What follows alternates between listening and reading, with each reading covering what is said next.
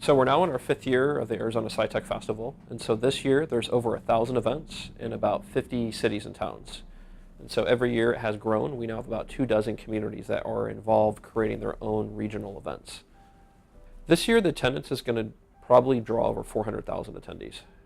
A lot of the professions these days are starting to demand people that have a skill set with science, technology, engineering, and math skills. And so it's helping to solve problems. It's really to have that technical skill set to do their jobs. So if you're a journalist and you're looking to have a great story about what's going on in the community, the SciTech Festival is a great way to do so, because there's events throughout the different communities everywhere from Chandler to Glendale to Yuma to Flagstaff. It's everywhere, but also each event has its own community, its own story, both at the broader event level and at the individual participants. And so it's a great opportunity. Sort the calendar, you can find the different interest levels, audiences, and contact us about ways to actually, what events would be of interest to go to. And what we're finding is that a lot of the companies, like the Boeings and the Raytheons, Orbital ATKs, Honeywells of the world, are needing skilled workers to go into their companies. But as we evolve to a more high-tech, science-related workplace, these are becoming skills everybody needs. And so there's this groundswell of a demand to make sure that our workforce has these skills to be a leader. And what we're actually finding that these days it's becoming more important to have these STEM skills. It's actually been at some point called the national crisis that we don't have enough STEM workers able to enter these professions. Initiatives like the Arizona SciTech Festival are really working to increase the public's awareness of what's happening with science technology in their lives, but also to hopefully engage both the traditional STEM professionals, STEM workers, but also the general public to recognize science and technology in their work. We're finding that I'm in conversations with a lot of the people from the business and the workforce community. I'm finding that these days when I'm talking about STEM, people nod their head. They know that it's something that's important. They're not asking me what does that acronym stand for.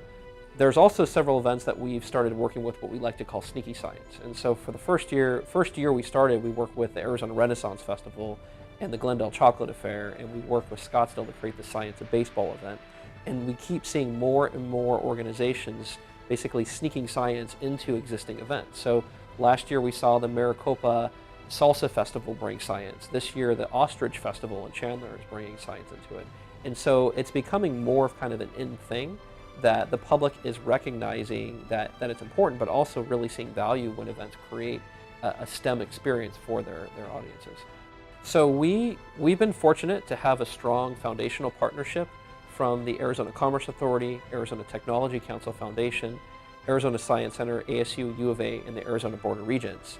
But we've been really lucky to have Cox Communications as a presenting sponsor, and then to have State Farm and Honeywell as our gold sponsors, continuing to really support the festival and keep it rolling. We have an amazing set of sponsors at silver level. We have 11 of them there. We have a dozen at the bronze level. But we really have a lot of organizations that not only engage providing cash, but they see the importance of really rolling up their sleeves and creating events, being volunteers to help really create programs with us, but to really have a working relationship with our investors. So a key thing that we have with the festival is we want to reach as many different audiences as possible. And although a key stakeholder for the festival has been K-12, our interaction had primarily been at the school district level. But the part that we really wanted to figure out is how do we get that grassroots engagement with the kids? And so we created a program, which is actually the first of its kind nationally, called the Chief Science Officers. And the Chief Science Officers are actually focused, they're elected students by their peers to help advocate for science and technology opportunities both on their campus and in the community. And so the cool thing is with the festival, we actually have about a dozen events that are being co-produced now by the student chief science officers. And so the kids are getting engaged, they're getting their peers engaged, and they're more proactively getting their schools engaged in several of the events.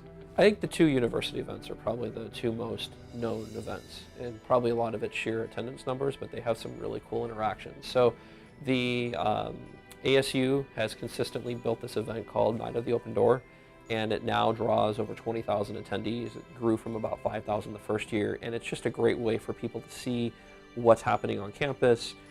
They open their doors, so you can go and see the labs. It gets well over 1,000 of the university community out interacting with the public, which is pretty neat. and you're seeing facilities that you would have never seen. And so I think that's a pretty well-known experience. The other one is in Tucson, the Science City, as part of the Tucson Festival of Books. They get a sheer huge amount of people, very strategically put it as part of the Festival of Books. So they probably get 50,000 people a year going through their different cities. And again, they get hundreds of U of A students and faculty showcasing innovation at U of A and what that takes place. So those are two pretty cool events. So one example is Verde Valley. Initially that wasn't a community that we engaged. They're up in the north. You got Cottonwood, Clarkdale, Camp Verde, Sedona.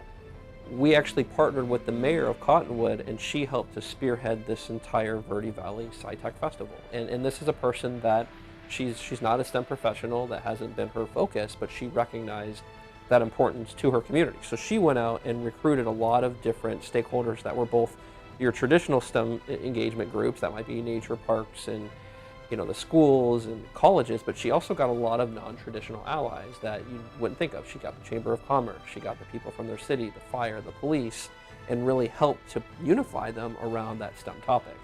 And so that model has really been exceptional with communities throughout the state, and it works in rural areas. So in addition to Verde Valley, we now have Prescott has an event. We have one out in Graham County and Safford and Thatcher.